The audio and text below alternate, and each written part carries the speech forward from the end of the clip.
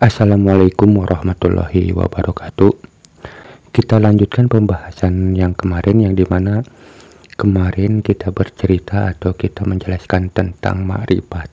Seperti yang dikatakan kemarin bahwa Syekh Abdul Qadir Jailani menceritakan tentang makrifat itu terlalu banyak, dan kemarin hanya sebagian, dan sekarang kita akan melanjutkan masih di tentang makrifat.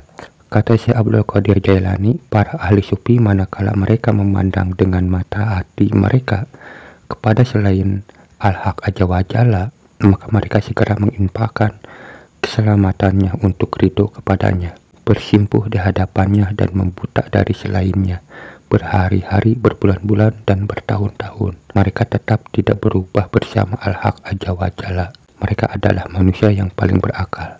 Jadi kata Syekh Abdul Qadir Jailani, ketika orang sufi atau ahli sufi, yang dikatakan di sini ahli sufi, ketika dia lalai, lalu dia sadar diri dan dia segera bertaubat, dan bertaubatnya para sufi ini tidak tanggung-tanggung.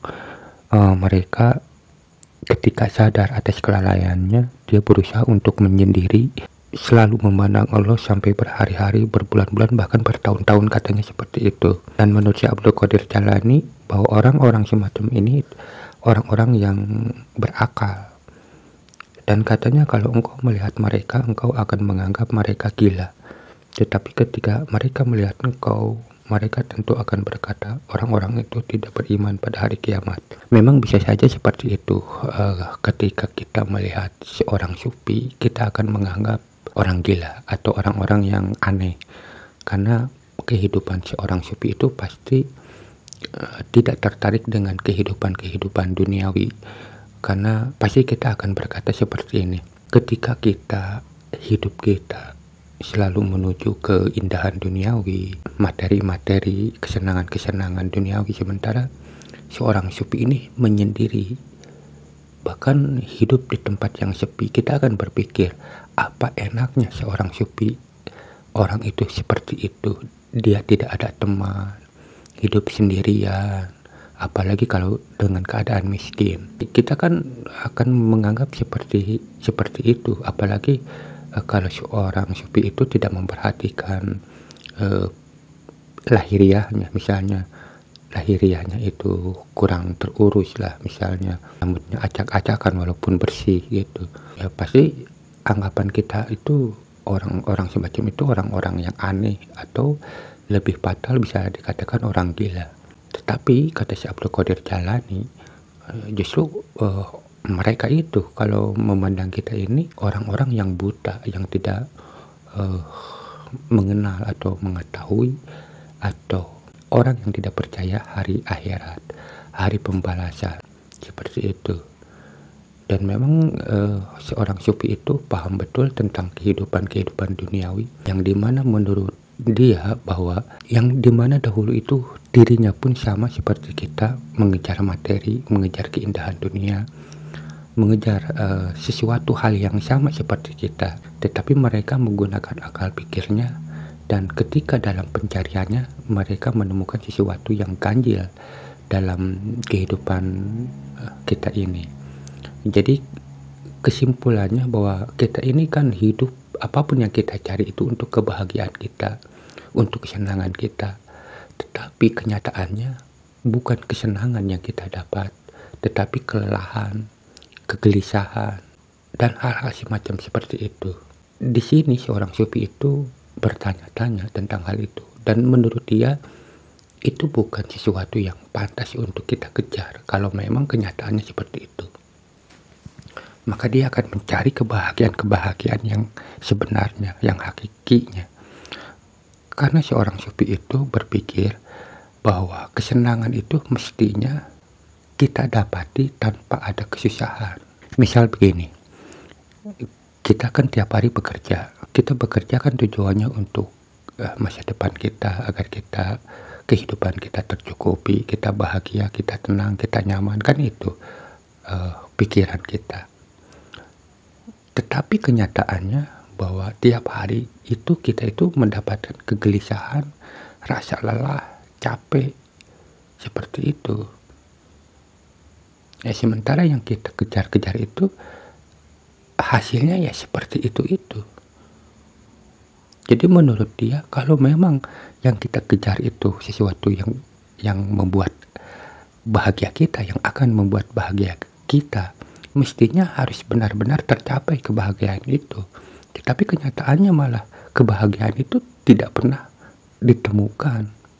Yang ada kelelahan, kegelisahan.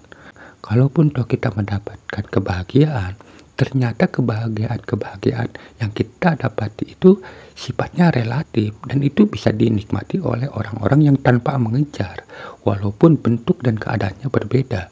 Kebahagiaan orang kaya dengan kebahagiaan orang miskin sama-sama bahagia, walaupun keadaannya yang berbeda dan caranya yang berbeda-beda. Menurut seorang sufi, kalau bahagia itu mestinya kita itu bisa bahagia, bisa tenang, bisa nyaman tanpa ada rasa lelah.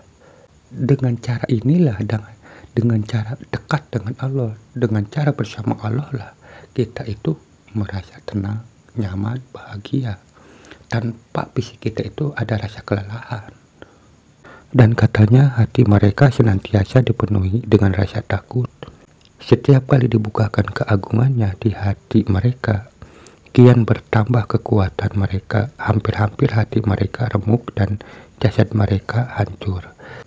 Jika salah seorang dari mereka melihat keadaan seperti itu, maka akan dibukakan pintu-pintu rahmatnya, kecantikannya, kelembutannya, dan harapan kepadanya.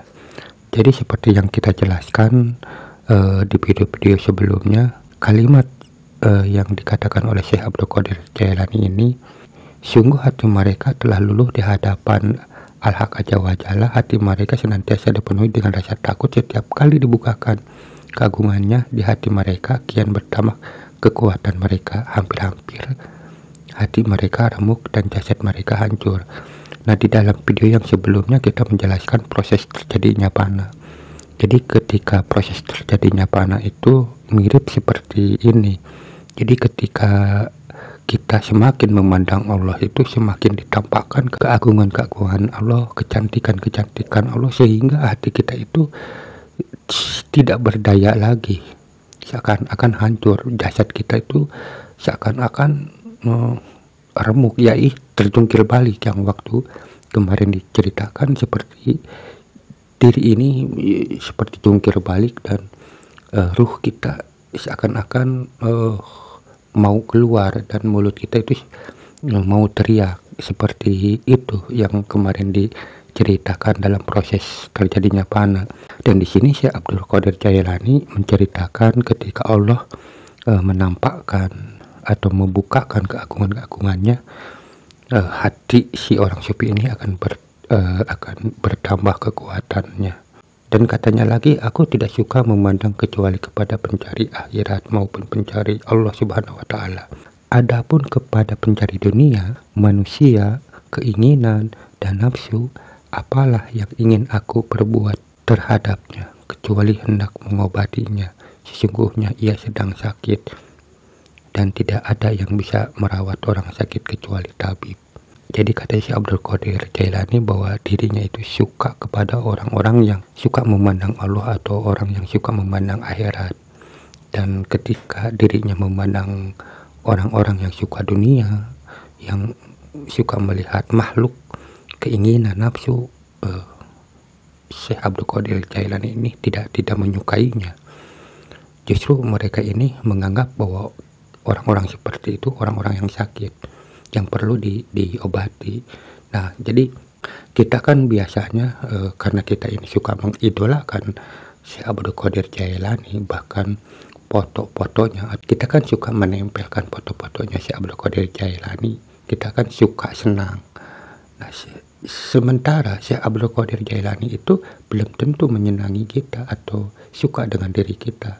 Sudah jelas dalam bukunya Syekh Abdul Qadir ini tidak menyukai orang-orang yang suka memandang ke selain Allah. Jadi jika kita suka memandang makhluk, memandang manusia, memandang keindahan dunia, memandang materi, memandang kesuksesan, hal-hal semacam itu, Sekalipun kita memajang foto 1000 foto Syekh Abdul Qadir Jailani, sekalipun kita tawasul tiap saat ke Syekh Abdul Qadir Jailani, maka Syekh Abdul Qadir Jailani ini tidak menyukainya.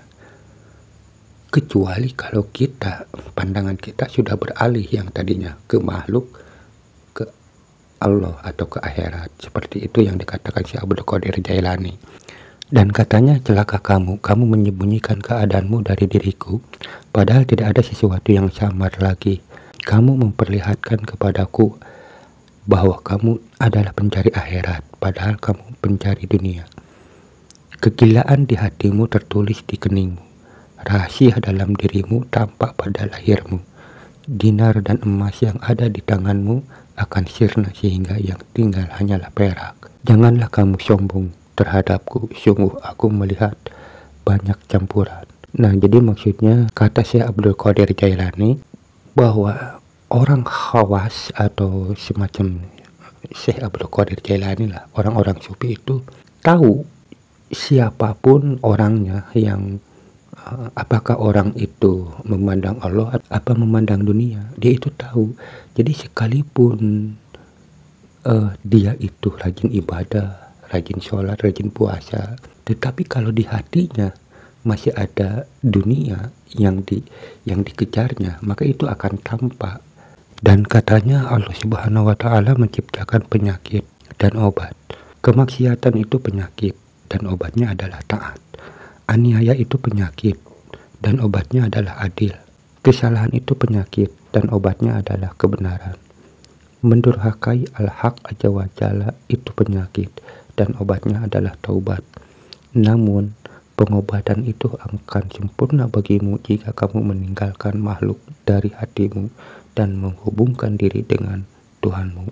Dalam kalimat ini Syekh Abdul Qadir ingin mengatakan bahwa ketika kita sadar atas kesalahan-kesalahan kita, lalu kita taubat, lalu kita banyak ibadah dan sebagainya, walaupun itu adalah sebagai obat, tetapi obat ini tidak akan sempurna katanya jikalau di hati kita itu masih tersimpan kecintaan kita terhadap makhluk. Mungkin bisa dipahami ya. Jadi ketika kita ini bertaubat atas kesalahan-kesalahan kita, lalu kita ini rajin beribadah dan segalanya lah dilakukan, tetapi di hati kita ini masih tersimpan rasa kecintaan kita terhadap makhluk, terhadap kesenangan duniawi, maka ini tidak akan sempurna. Jadi pertaubatan kita itu hanya sebatas dari lahiriah saja, batiniahnya itu belum. Jadi menurut Syekh Abdul Qadir bahwa ini belum sempurna, pengobatannya belum sempurna, seperti itu. Dan katanya kamu mesti menaikkan hatimu kepadanya hingga berjalanlah di langit, meski ruh dan rumahmu masih di bumi, menyendirilah bersama Al-Haq Azza wa Jalla. Di samping itu kamu harus tetap menjalankan hukum sehingga tidak ada alasan untuk membantahmu. Nah, jadi di sini kalimat ini juga termasuk sindiran terhadap orang-orang tasawuf yang suka meninggalkan syariat ya. Nah, jadi di sini kalimatnya bahwa kita itu harus menaikkan level kita, keimanan kita, hati kita. Jadi ketika kita sudah naik level kita, keimanan kita, dan kita selalu bersama Allah, tetapi katanya harus terus menjalankan syariat-syariat. Maksudnya agar tidak ada yang membantah. Maksudnya tidak ada yang membantah itu kan pasti gini, kalau ada seorang yang bertasawuf lalu menyepelekan syariat-syariat Islam, maka ketika diketahui oleh umum hal ini dibantahnya bahwa itu adalah sesuatu yang buruk. Nah, menurut Syekh Abdul Qadir Jailani, agar kita itu tidak ada yang membantah, maka ketika kita naik level kita, keimanan kita, maka hukum-hukum syariat itu harus tetap dijalankan. Dan katanya juga, wahai gulam, janganlah engkau tertipu dengan kasih sayang Allah Subhanahu wa Ta'ala kepadamu, sesungguhnya siksanya amat pedih Janganlah engkau tertipu dengan para ulama yang bodoh terhadap Allah Subhanahu wa Ta'ala. Seluruh ilmunya tidak berguna bagi mereka. Mereka hanya mengetahui hukum tanpa mengenal Allah Subhanahu wa Ta'ala. Mereka memerintahkan sesuatu kepada manusia, tetapi mereka tidak menjalankannya. Sebaliknya, mereka mencegah manusia dari sesuatu yang mereka lakukan.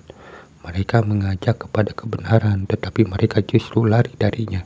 Di kalimat ini ada nasihat Syekh Abdul Qadir yang katanya, janganlah engkau tertipu dengan kasih sayang Allah Subhanahu wa Ta'ala.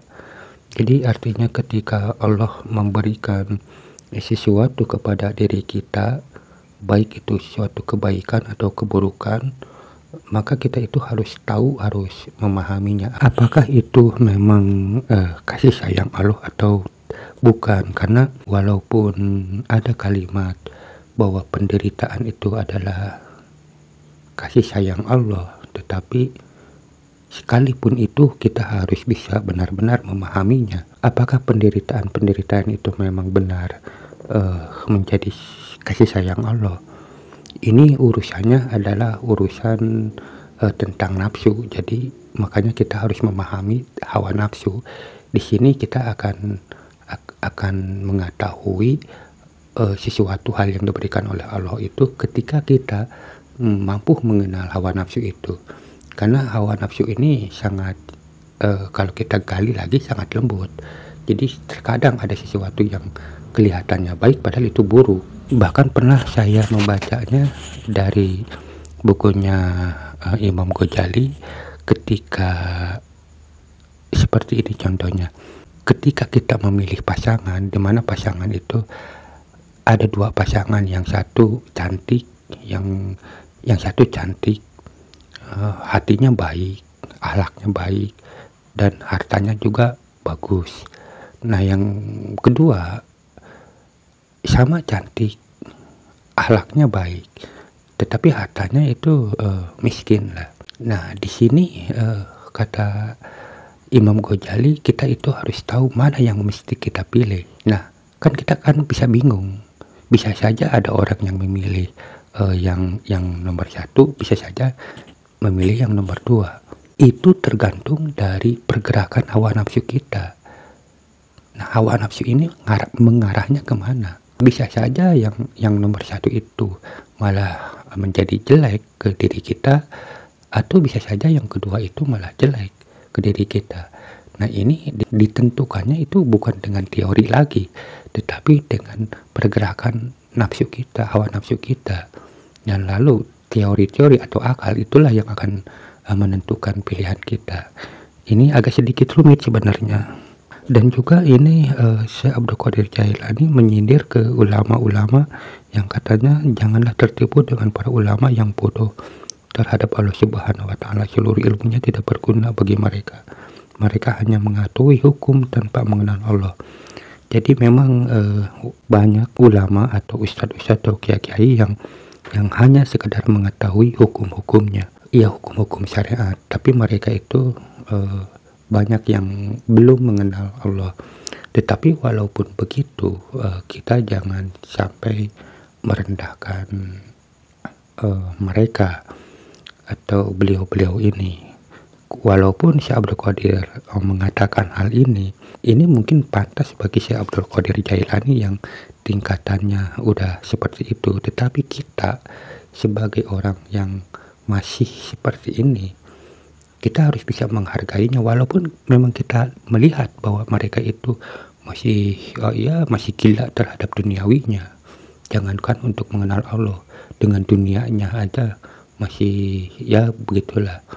Tapi kita harus hati-hati dalam hal ini, karena setidak-tidaknya bahwa ajaran-ajaran syariat itu penting dan kita harus bisa menghormatinya, dan kita juga butuh hukum-hukum atau pelajaran-pelajaran dari ulama-ulama itu. Walaupun disindir habis-habisan oleh Syekh Abdul Qadir Jailani tentang ulama semacam itu, tetapi kita hanya cukup memahaminya dan jangan sampai kita itu seperti jadi